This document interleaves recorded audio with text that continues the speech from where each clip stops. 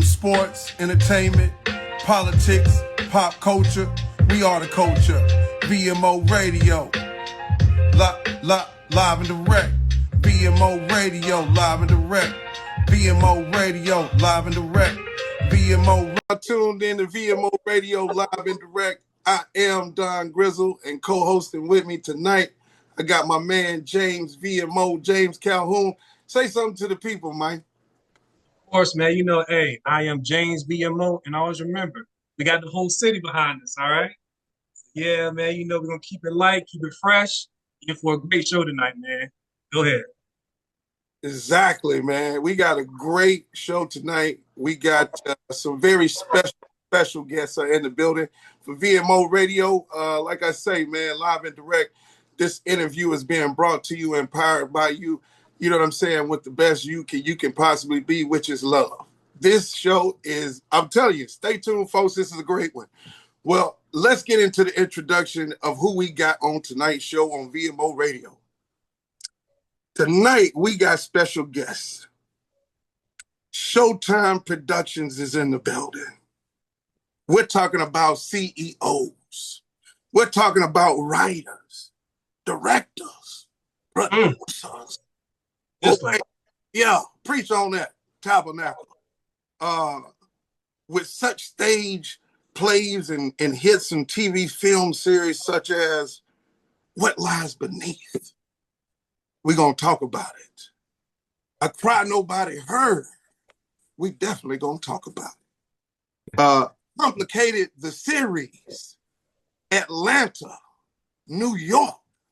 We're going to talk about it. Collateral Damage. And also coming together to create Creators Connect, where other talented people can come together and spread that love and spread that light of education. And we ain't gonna forget about A Taste of Black Theater. Giving the community something that they can taste. You understand me? We talking about something for us that we can get fly and come to and get a little taste of the soul of the community. And I mean, this one right here is big to me. We talking about somebody just dropped a book on Amazon. Soft Boy Hard World. I don't know if you've seen it, but you got to check it out. Kerrick, Montonio in the building. We got Johnny Sizemore in the building. So with that be further ado, yeah, I took my time on it. Maybe I was a little dramatic, but I got to set it up for the people that we got in the building tonight. Kerrick, Montonio, and Johnny Sizemore is live and direct on VMO Radio. What's going on, What's going fellas? on? What's Hey, going hey, on? hey, hey. What's going Right. on, guys? Thank Hey. y'all for having us.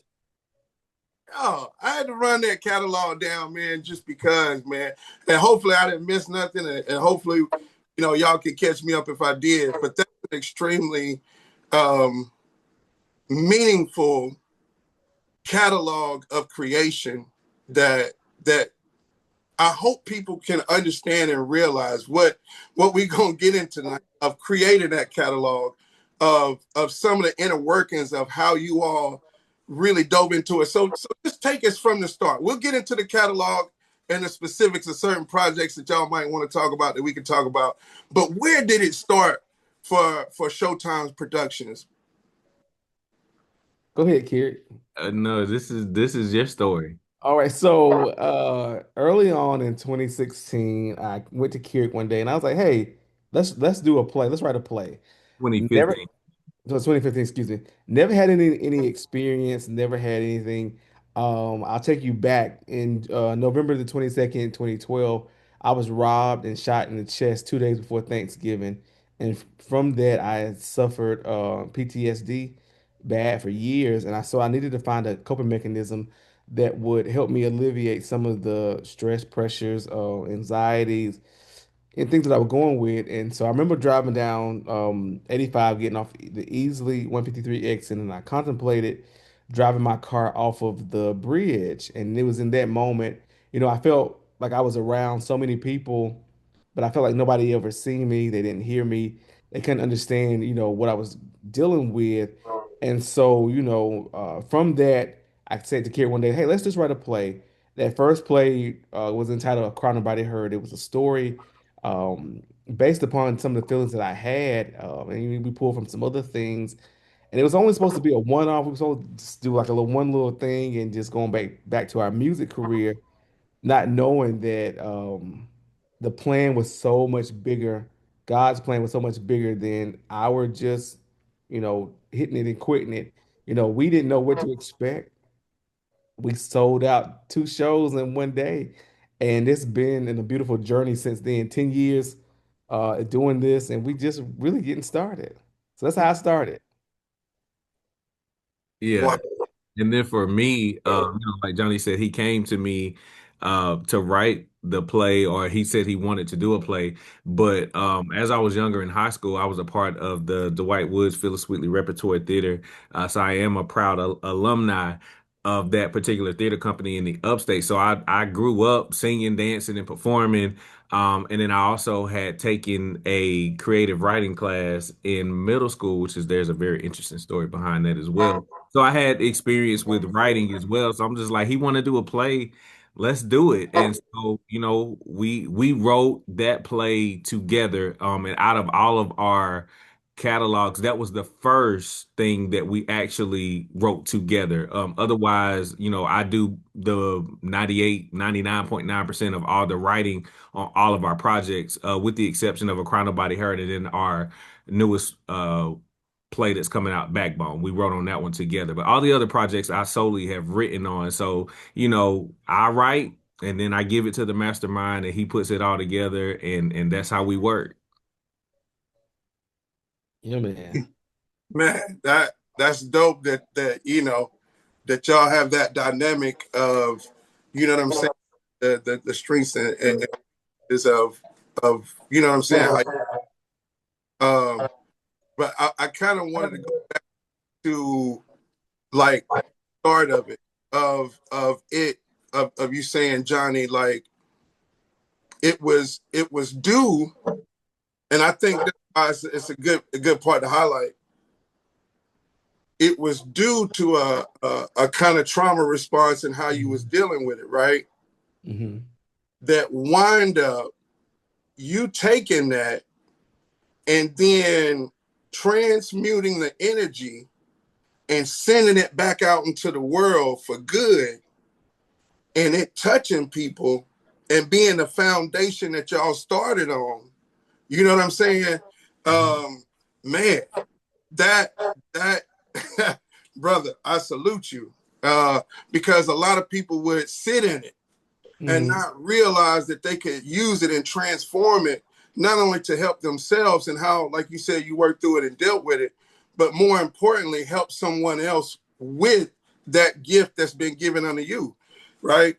And and one thing I want to highlight, and of course, I think Jane may have something he want to chime in with, but getting this off is, you know, like you mentioned so eloquently and lightly and politely that you were part of those writing schools, right, Kerrick?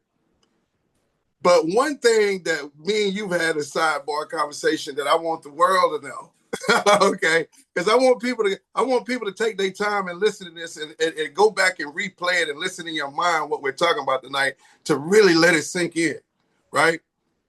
But from those experiences, as far as I know and what you've explained to me, was there any other professional, uh, things that you had to do to get solidified to be able to write these stories and write on every one of the projects you guys have done? So you're saying like professionally, did I have to do something? Yeah. No, not necessarily professionally. I felt like, everything that I had, I put a lot of my experiences into my writing. And you never know how your experiences and the things that you've been through will, help somebody else or identify with the things that you've been through.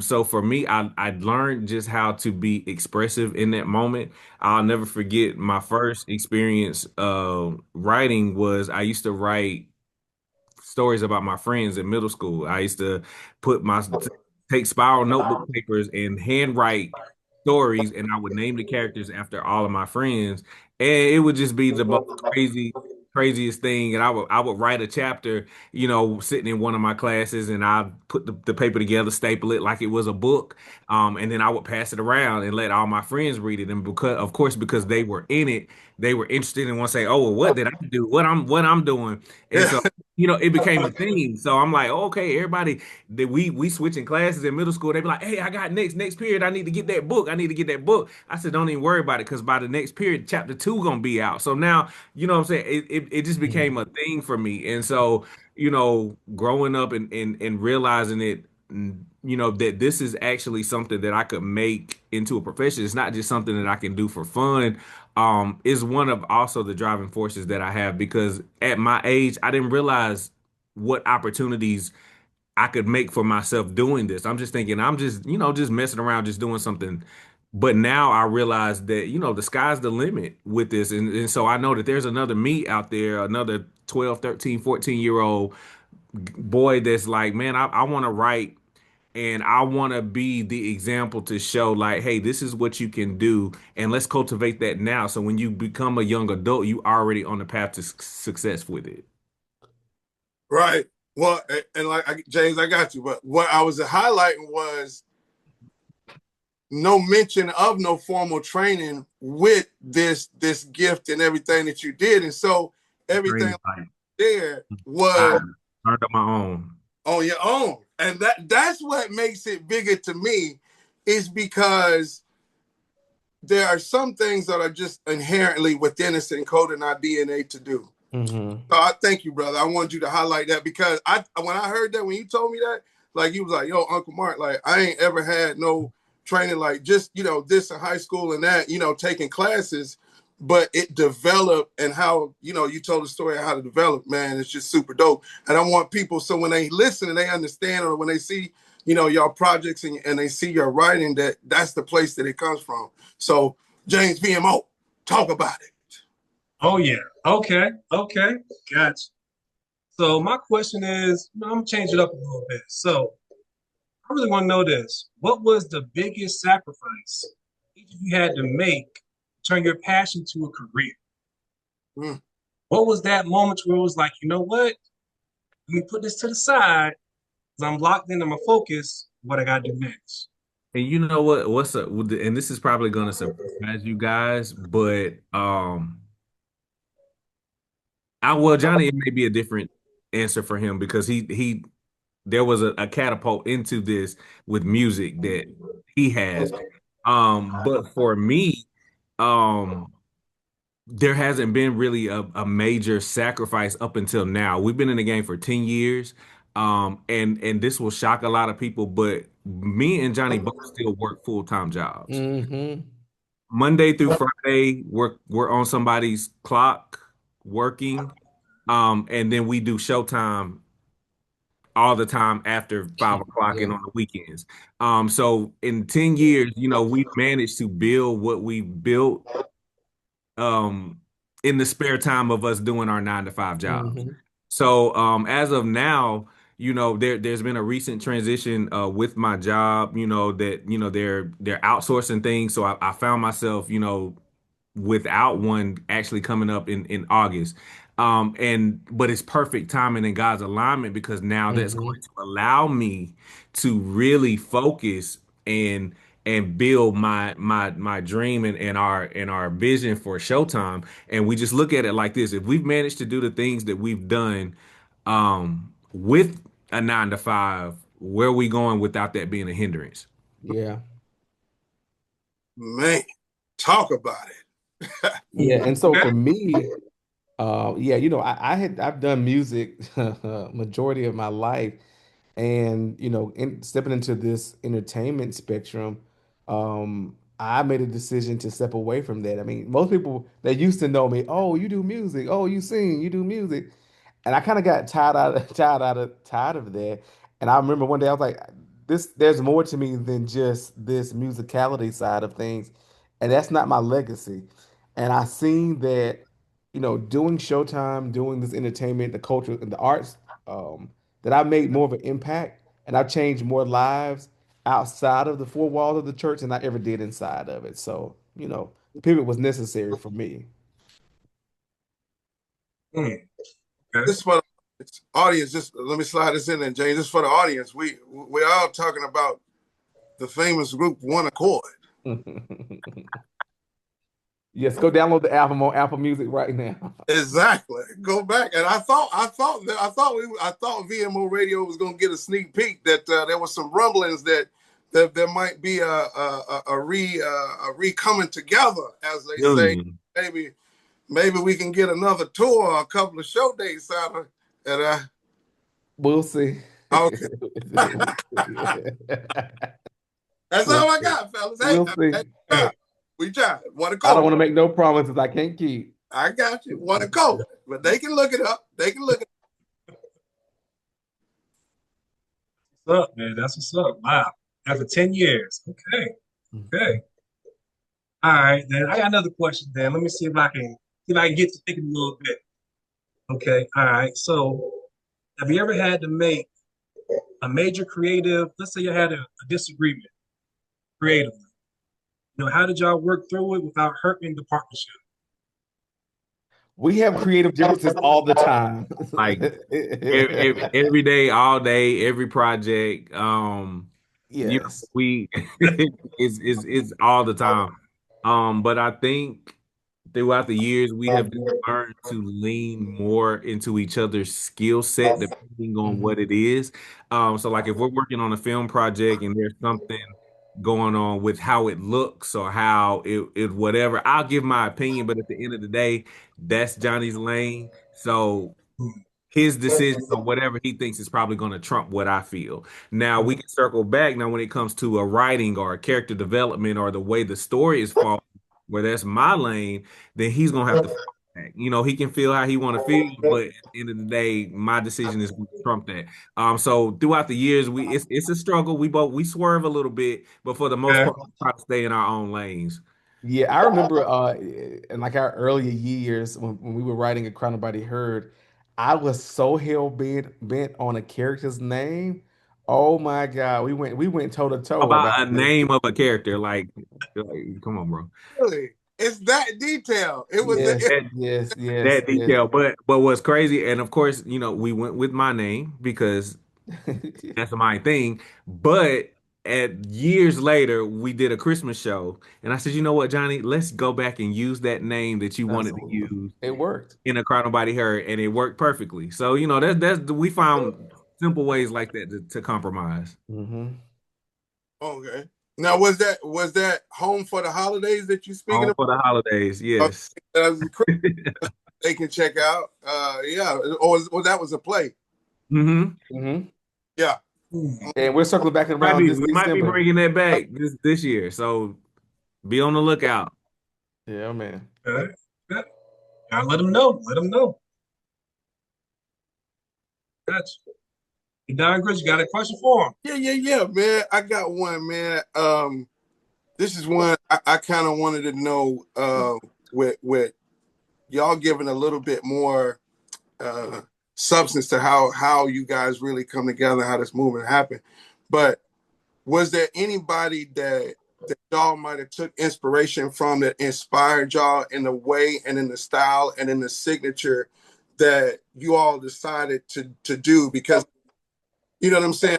So y'all have so much production and creativity with everything you've done.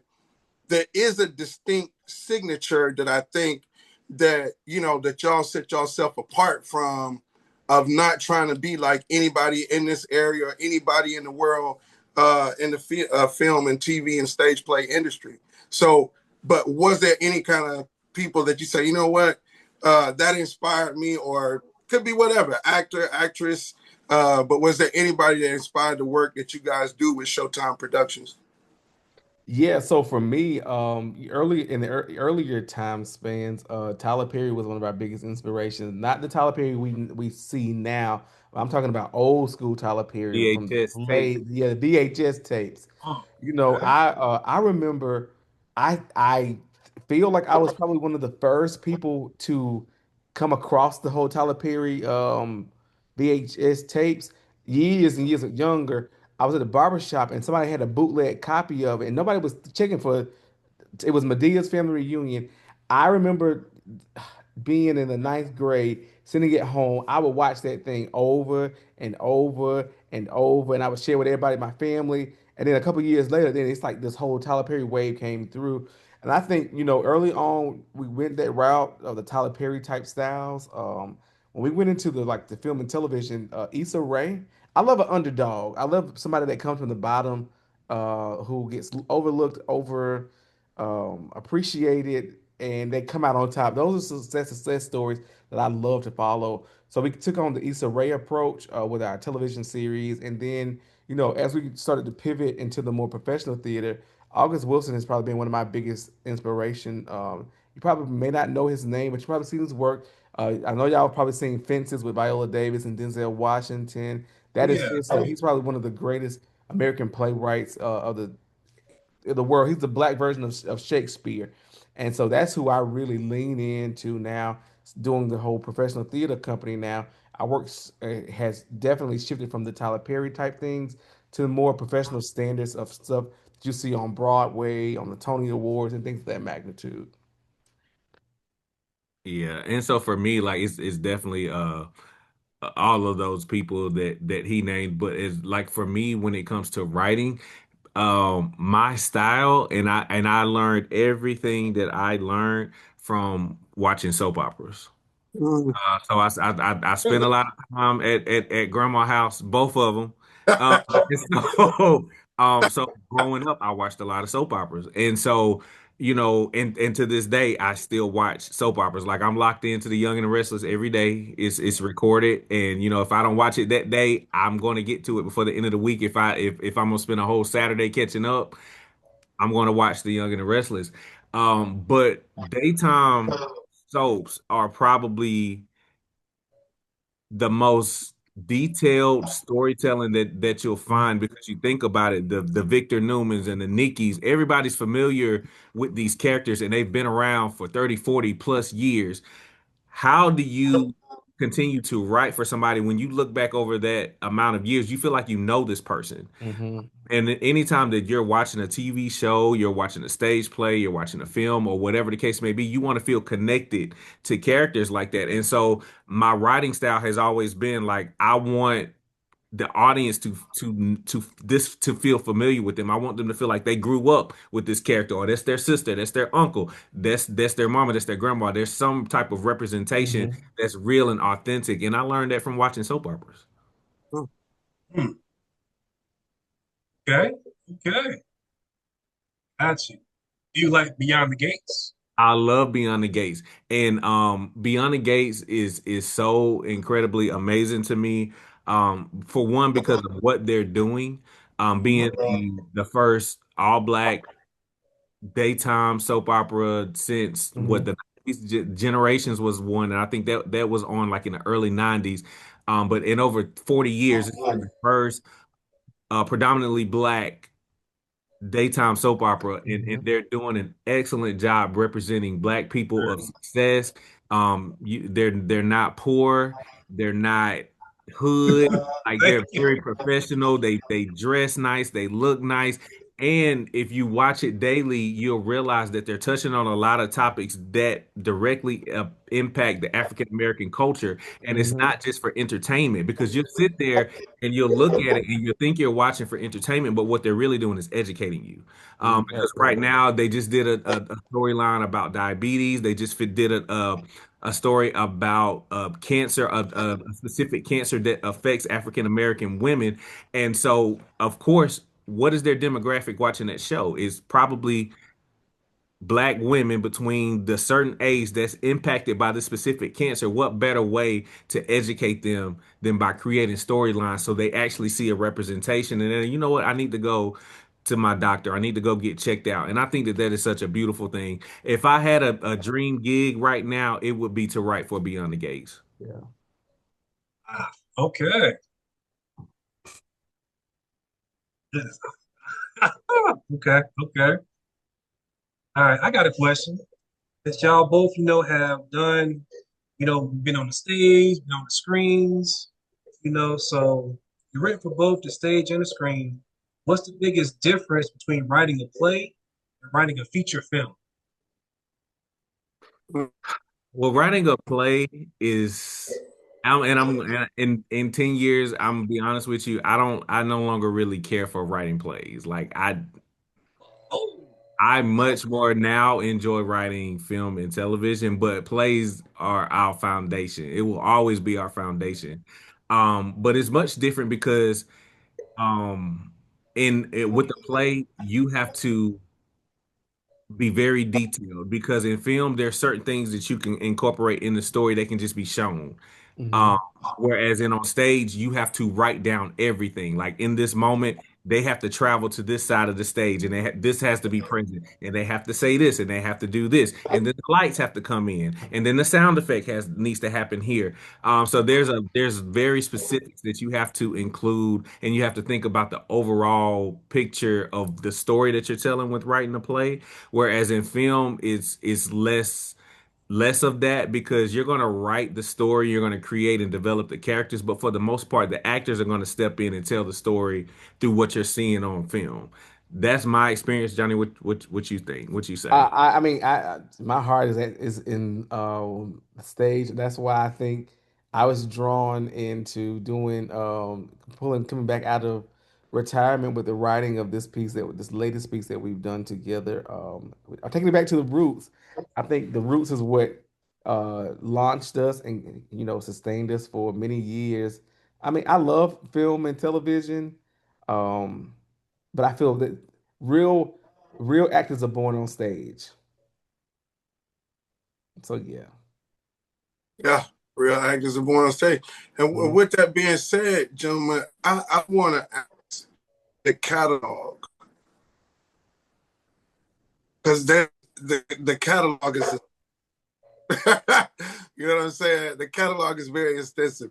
Is there one project out of the catalog that y'all look back on and say, don't get me wrong, they all your babies and you love them all the same, but is there one that either you enjoyed a little bit more, or you like the writing of it, the way it came together, the camaraderie on set, the actors you had in it? Is there any particular one out of the catalog that y'all think about or congruently say? Well, I'm gonna say I love all of the projects that we've done. I think for me, ah, a Cry Nobody Heard and What Lies Beneath are probably the number they share the number one spot. For one, Cry Nobody Heard, that's our baby. That's what we launched this thing with. And we've done that show now 8 times, and it sells out every time we've done that show. No matter how many times people have seen that, it is people say that's their number one show. But then with What Lies Beneath, it showed the level of versatility that we have as writers, producers, directors, and what we can do because they're totally night and day. Like I Caught Nobody Heard is more inspirational. It has a nice message to it. What Lies Beneath will kick you in the face. Like it is the most urban show that we have. It's so powerful. I'll give you an example. It's sitting at over 600,000 views on YouTube right now. Wow, So that's number. almost 700,000 views. Let's talk numbers. Yeah, yeah, yeah, yeah. And even that Yeah. show too, I think that was the largest audience that we had when we produced the show. Like it was over 1,200 people that came out to see that one show And that was the at the big. Furman McAllister Auditorium. That's the So, biggest. Yeah. mhm. I Outside think if outside of Cry Nobody Heard, this we 2000. last one, yeah. Gosh. Okay. Well, Me? Heard that. I mean, but I don't know if Kerrick say? Did Kerrick say? Did you? I Yeah, want to. I was trying to tap dance out of that one, because it's so hard. It's so hard. Like I love all of our projects for many different reasons. But yeah, like of course, Cry Nobody Heard and What Lies Beneath, resonate with me. But for me, the TV shows, Hmm. um, Mm, because for me, I'll go back to me, of course, growing up watching the Young and the Restless and the soap operas, I always wanted my own soap opera. I always wanted my own. And we were able to do that with Complicated, and then not only Complicated, but we created a spinoff of Hmm. Complicated Atlanta. And me and Johnny was having this conversation a couple of days ago, and it's just to say, you think about all of the franchise, like you look at what 50 Cent is doing with the Stars and the Power Universe, and Hmm. all the different franchises. And when you see amazing shows, and then you see like spin-offs are able to be created from those amazing shows, like that's how you leave a legacy. And Hmm. so for us to create our own very first TV show, Complicated, and to have the success that it had, enough for us to create and franchise independently our own TV show, for Complicated Atlanta, like that was a huge accomplishment, and something that means the world to me, because a lot of people would depend on a studio or a huge sponsor, or somebody coming in and giving a whole bunch of money for to be able to do the things that we've done, and we've had nothing but faith and determination, to create our own television show and franchise it. So I think the TV shows Complicated and Complicated Atlanta, um, got my heart right now. Yeah, absolutely. and they're featured on the platform Tubi. Am I correct? Where people can go and Hmm. dive into Complicated the series. You know, Correct. I, Two seasons of Complicated, the original series, are streaming, and the brand new season of Complicated Atlanta is currently streaming on Tubi right now. So you can go check them out. Okay. Okay. All right. Because you said I got a question about Tubi. So, what has releasing your work on Tubi taught you about independent filmmaking and reaching like different audiences? Why was that the move and not another platform? And say one more time for me. Oh yeah, no problem. So we're talking about Tubi. Hmm. All right. So what was releasing your work on Tubi, taught you about independent filmmaking and reaching like a certain audience? Why was that the move and not like another platform?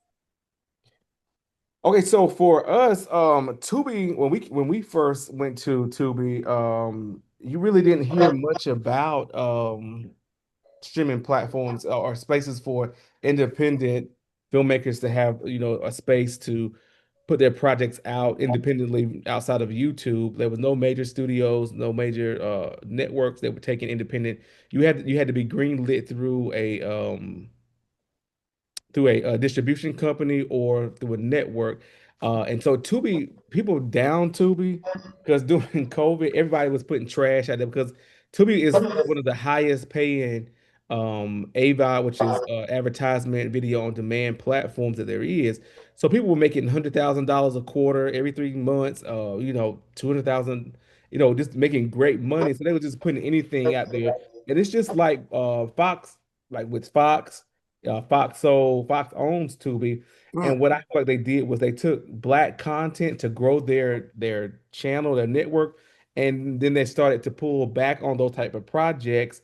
And now you have major productions from HBO, Hulu, all networks now putting all their projects on Tubi On because the they're Gates paying is those. now streaming on Tubi. Yeah, So that yeah. should tell you what it was. And I don't know if a lot of people know this, but Fox is notorious for this. Fox did this in the early 90s and 2000s. They built their network off black content, like In Living Color, Martin, and all of the sitcoms that Mhm. mean the world to us. They built their audiences off of our content. And then once they got that audience and the network, then they canceled all of our shows. So if you go Mhm. look on Fox now, you're not going to see too many predominantly black shows. But if you looking at the 90s, that was the home for all of our shows. So you got to ask yourself like, well, what's the difference now? But and Tubi has now become that thing. They built the Hmm. platform off of black content creators, and now they've gotten it to where they want to. So now it's hard for it's even for us. Like, it took almost over a year. Complicated Atlanta we worked on for about 2 years. It took Hmm. almost half a year just to get it to go live on Tubi. Hmm. Wow. So it's become a lot more difficult than it was when we first started, and it's because they no longer are depending on the black content creators for the platform because they have all these other shows now, network shows, even like shows that are in syndication, that are running the bill up over at Tubi. So Hmm. it's very hard for independent content creators like we are to stay relevant, to stay ahead of the game, to keep content in front of your audiences, to get it out to us. We have so many people that they cuss us out in our DMs, but it's like, y'all, we don't have no control over this. Yeah, We really yeah. don't. Wow. Well, speaking to that, man, what about the business? And I'm talking about because it is an industry, it is a business that you do like, and what might be about that business that you don't necessarily like. Like if it comes in the like what you said with these companies that have used black creative shows that, like you said, we all love and everything. So, and going into those rooms and things like that, and having to one know a self value and a worth of yourself, and going in and who you want to be in partnership with and who you don't, because not only just on the Tubi scale of things, but as well as some of the local places that that y'all are in connection with, because I think y'all just opened up Showtime Studios, as well as, but some of these other venues and places that y'all do business with on the regular, where y'all are comfortable doing businesses with those businesses and exposing other businesses at the same time. Yeah. So for me, this industry, this industry is tough. It's a lot of spaces where people take advantage of, people who are serious about their crafts and serious about their work. And because we may not have all the knowledges, the tools, or the resources at our disposal to get on platforms, we're willing to take what we can get. And some of these distribution companies, they take advantage of vulnerable people. They don't provide accurate numbers. They give us whatever they want to. And that's one of the downsides that I found to this too, because, and it'd be your own people who will mess over you more so than anybody else. And it's a shame. Like, I mean, we've heard stories like from the Temptations to TLC, in the music industry, how these managers and executives will get people into these dead end deals, and that's the same thing into the entertainment spectrum as well. But I think the joy outside of all of that is being a place that provides opportunities for people who look like us, because there are a lot of people who did not realize they had the talent, the resources, and to give somebody the opportunity to shine bright. I think that's the win for me. Kerrick, is there a part you love about the business? A part you just like, oh, I don't want to deal with these jokers. Yeah, but I can't really say that there's not because I feel like you have to stick with it and be consistent. You have to love it, because there's so many ups and downs. Um, and if you didn't love it, you would quit every day. Hmm. Because at any point, especially on an independent level, because again, you don't have the backing of a studio. Everything that we do have come directly out of our pockets from us working hard during the day at our 9 to 5s and then taking that paycheck and trying to make our dream work. So when something goes wrong or there's an unexpected bill, I can't call the studio and be like, "Hey, can y'all send us a couple of thousand? We got to take care of this color. We got to pay the DP. We got to, pay for this location to film here real quick. Can y'all cut us a check? We got to figure it out." And so, that can be difficult at times, but I would never say that I dislike it, because at the end of the day, you appreciate more what you work hard for. So when we get to the end result, when we're at the premieres, and we can sit back and look at our screen, look at our work on the big screen, knowing all the sacrifices and the late nights and the early mornings, the financial burdens that we had to take on for this to be the finished product, and you look back and you're like, you know what, it was all worth it. Dutch. Powerful. That's real powerful. Gotcha. Gotcha. Okay. Okay. Let's try to lighten it up a little bit. I'm Okay. curious about this. So let's go behind the scenes.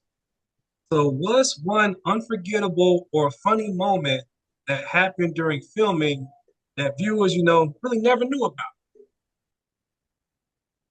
It's so many things. That uh, reels or bloopers. Cut Like out. I think the funniest thing, and I think when we finally get to where we're going, when we got like our own studio, Tyler Perry and things like that, I think the most we'll look back on is how many places we got kicked out of. Oh yeah, yeah, yeah, Like, yeah. a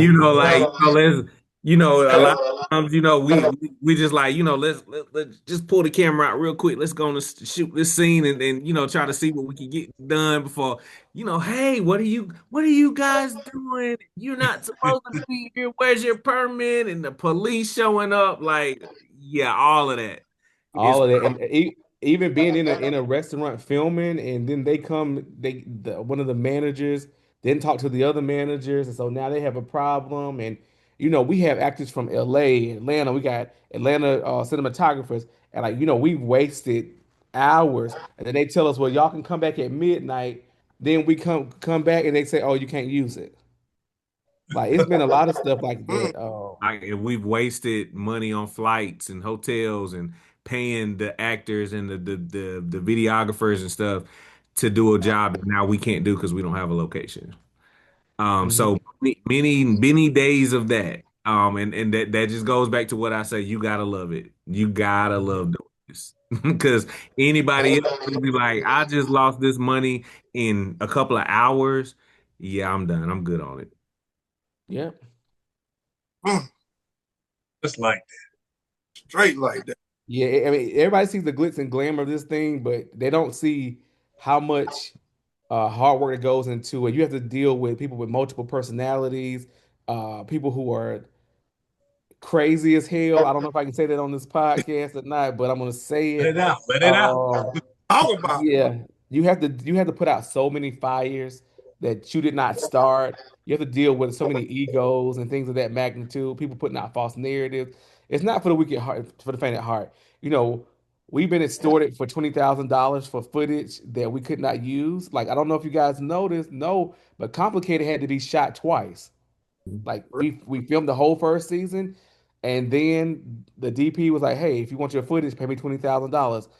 The day he said that, the next day we were prepared to do the whole reshoot, and what you guys now see of season one is completely reshot. Uh, Wow. Going from that with Complicated Atlanta, we put out 3 episodes with a group of cast members. Some of them got booked on BMF. Another person got booked on Beauty in Black, and so they could not continue doing the series. And so we had to go back and reshoot the first 3 episodes along with the next 6 episodes. So yeah, like when people say like we're new to this, no, we true to this. Like we love this. And if you don't have a love and a passion for this, things that you endure in this process will make you want to go quit and say, forget all this, I'll never do it again. Mm. Man, that that is insane that, basically what you describing, if I understand correctly, the DSP was trying to basically extort y'all for y'all footage. and come up with some money. So, like you said, this is some of the underground dark stuff that a lot of people don't see. They get the finished product of what you do, but like pouring and investing in yourselves as well as, taking bumps and the bruises and learning along the way of how to do business and become businessmen, you know what I'm saying, in a a cutthroat world.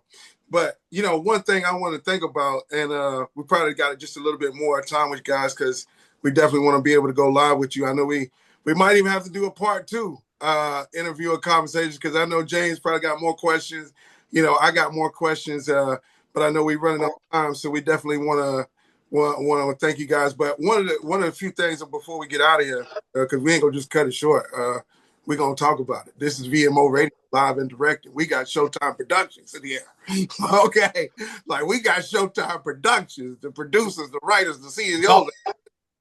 But I'm gonna do a two question. One, and speaking about the business in that light of it, some of the people behind the scenes, because I think you guys have a really, really great team that you guys have built, and I know you guys are the face of the franchise, and y'all more out front and represent the companies that y'all have. But if you could speak about some of the people behind the scenes that y'all love or want to show love to, that's what I'm saying, really really kind of help support a lot of going through these things, because you got to have people in the trenches with you that's willing to understand. Hey, look, I had to shift to pay this. You're gonna have to hold on, but I still need you to show up and I still need you to do your job. Like, can you talk about those people a little bit? Yeah, for sure. We have a great and amazing like team overall, and then we have like a core team that consists of four people. And they handle any and everything, and wherever there's a need, that's where they jump in and fit. And anybody who has mentored us or just not necessarily mentored, but just kind of, hey, so let me give you guys some advice. They always say, stay as small as you can for as long as you can. And so we've been able to operate with a very small crew, and and that requires us putting on multiple hats, but it has worked, and I'm just grateful that God has and he continues to place people around us that are like-minded with how we think. They take the vision and they run with it as if it's their own, and you can't find that everywhere. So I'm truly grateful for the people that work with us, because we can't do it by ourselves, definitely. Hmm. Yeah, I think our core team. I didn't understand that philosophy of stay as small as you can for as long as you can until now. And the higher you go, the less people that can go with you. And I think that was a hard thing for me to really take on too, because I wanted to take everybody with us where we were going. But sometimes it's dead weight, boss. It'll keep you stuck in a place. And just because I'm headed to New York and you're headed to LA, don't mean we have an issue with one another or dislike one another. It just means we're headed in two different directions. So I'm super thankful for those that are surrounding us who carry the vision, they hear the vision, they run with the vision, and they're making the vision plain. So that's our core team. And then some of our other people who are part of our Showtime Legacy Collective, they make this thing go round. And I'm super excited about what the future holds. I'm telling you, when you get people who rock with you 1000% and hold you down, you can't pass them if you can't let them go. So, yeah, absolutely. Dutch. That's what I'm talking about. It's like that. Make the Actually, I feel that passion too. So, hey, ain't nothing wrong with that. All right. Let me see. Let me see. All right. Let's change it up a little bit again. So, if someone handed you an unlimited budget tomorrow, what story would you tell and why? So if we talking about the unlimited budget, the first thing we probably are gonna do is build our own facility, Hmm. which would be an Got it. in-house theater, which would be a studio, for a theater for us to have our live shows on. It would include a sound stage for us to do our film projects on, a rehearsal space, an event space. So before any project, I think we would put out, it would be getting securing our own Hmm. facility. Okay. Yeah, I would have to agree with that too. Now, if, get the facility out, and I would turn our current play that we're getting ready to do, Backbone, into our very first feature film because it's amazing. It is amazing. It's amazing, and it's our very first period piece. It's our first of many. So yeah. Okay. Okay. Yeah, yeah. Talk about that.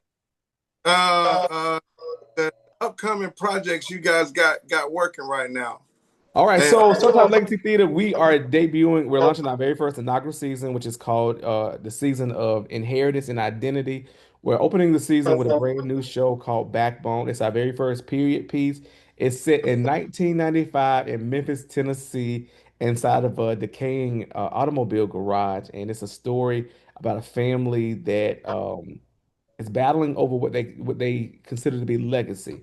And you have outsiders who are doing all they can to come in and take what belongs to this family. And they have to unite, even in the face of adversity and infighting, when a secret erupts from their family that threatens to destroy everything that they thought that was. It's a beautiful story about family, about love, about what do you do when you are facing truths, and when you willing, what are you willing to do to preserve legacy and fight for what's really yours? So we open the season with that. And then we're jumping into our holiday show, Home for the Holidays, which is a musical comedy that we did back in 2020. Well, it's going to be a revival of that. It's going to be an amazing show. It's bringing people back together during the Christmas holiday. People lose loved ones, and so people need something that picks them up, something that gives them a little hope and inspiration. So that's what we're doing there. And then in February, we're doing our legacy show called The Piano Lesson by August Wilson. And then we're closing the show out with a comedy, Jaja's African Hair Braiding, and then a music review called Night of Legends. It's a tribute to Prince, Whitney Houston, Luther Vandross, and Shaka Khan. It is going to be absolutely incredible. the greats. Now when is that going down? That we're gonna close the season out in May In with that May. show. Okay. Yeah. Okay. Well, slide in there real quick. Promote. I do have my signed copy, A Soft Boy in a Hard World, written by author as well as all the other titles. And like he said, he got Kerrick Montonio. So before we get up out of here, man, I've been reading some of the book, and I was gonna ask, but I understand. I don't know if I got that classification. I know I'm up, but I don't know if I got G classification that I could actually read some of the book to the folks. But and I was just gonna do just the first few pages of it that had already grabbed me. But Kerrick Montonio, can you speak about you becoming an author and having your first book? You know what I'm saying? Being sold on Amazon right now. Y'all can go get it. You understand me? Go get it. Get you a hard physical copy of this. This is great stuff. Can you speak about that before we get up out of here? You becoming an author this year. Yeah, absolutely. So, this goes back to me saying, when I was in middle school and I'm putting my spiral notebook together with my handwritten notes, making my books. That's how far my dream of writing my own book goes. And so, even with us doing theater and doing the television shows, I always was like, I haven't done my book. I haven't done my book. And the book, Soft Boy Hard World, started off as another series. Like I've written 6 episodes but I wrote that before I went back and wrote the Mhm. book. And in the middle of me doing that, I'm just like, this is good, but I want a book. I want to do a book. And so I went back and I wrote the book. And Soft Boy Hard World is a novel. It's about three characters, Kelvin, Tyrell, and Shamika. They're three friends and they're in high school. So the book is based in the early 2000s. So it's like an ode to some of my favorite times growing up, so you'll get some good flashbacks of the music and the TV shows that we were into back then, because it was just a great time for me. But the story talks about the different hardships that all three of these characters go through, but specifically, the heart of the story is, just kind of putting a little question mark around the societal pressures that we as a society put on masculinity. Because and I told this story at my release, like with my dad. And people who don't know my dad, when he was growing up, when I was growing up, all I heard about was my dad being a basketball legend in these streets. Like, he was the upstate's Michael Jordan. And so, of course, being his firstborn, when people see me, the first thing they ask is, "Oh, you play ball like your dad? You ball like your dad? What team you play for? Hmm. How many points you score?" And this and that. I'm like, I don't play. I'm not interested in basketball in the least. And growing up, people would always recognize me and ask me that. And then my response to them was like, "Well, no, I don't really play. I don't do basketball." I would literally see the disappointment in their face because they know my dad. And so immediately they have this expectation of me to be who they think I'm supposed to be based upon knowing who my dad was. And so that instilled a lot of insecurities in me because I'm just like, well, what's wrong with me? What's wrong with who I am? What's wrong with me? I'm not really into sports, but I like music and I like the arts and I like this. Um, and then coming up, the world will tell you, well, that's soft.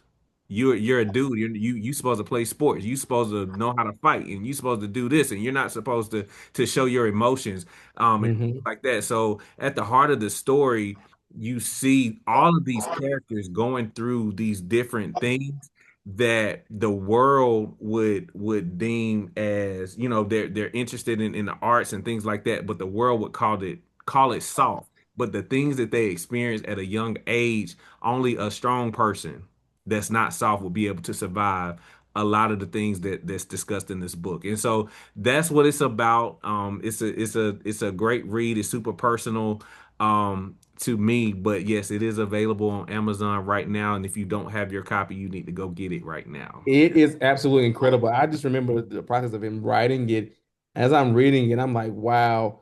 Like, I think Kerrick is one of the most incredible architects when it comes to his penmanship, the way he can articulate and putting stories together to making them make sense, to make them you feel and lean into the characters. And I think as an author with this book, like he had a masterful way of painting the picture to making you see this in real time. I told him I feel like I was watching the movie, reading this book, and it's a book that everybody needs to read. It's something for everybody inside of this book, and I'm telling you, it's gonna be a bestseller. I can't wait to see what happens as a result of the hard work and dedication that characters put into his authorship with this book and things of that magnitude.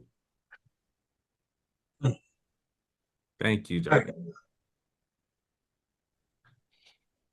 All right. So, so, you got that Unk story coming up next, or where that's at? Uh, try to wrap this thing up, man. So yeah, man. Man, I really grateful and honor, man. It's a privilege to kind of have a full circle moment and sit down and, all the time we come in, hey, Kerrick, y'all on the show and both of y'all say, hey, man, we there, to our credit and being so available and allowing this time VMO radio for y'all to come and be here.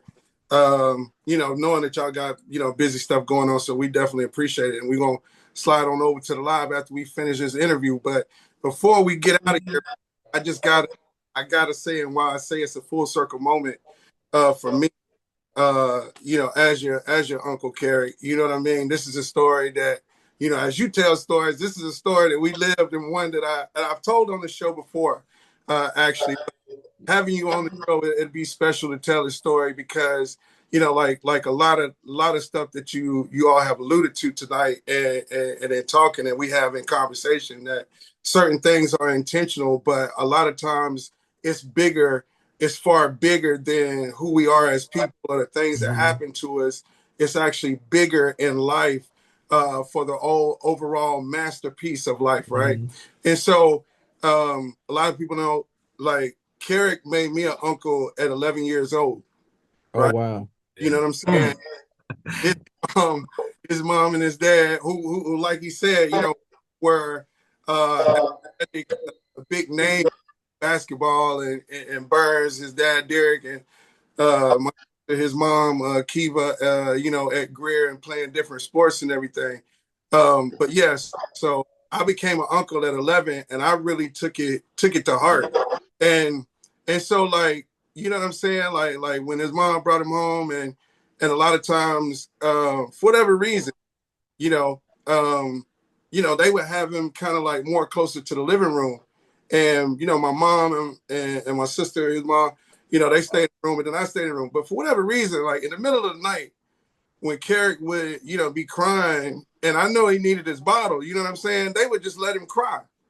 And even as a kid, I'm serious, they would just let you cry, dog. You would just be in there screaming in the dark, you feel me? And I would be in my bed like, man, why won't y'all get up and give him the bottle? Like, I want the milk. Like, you know what I'm saying?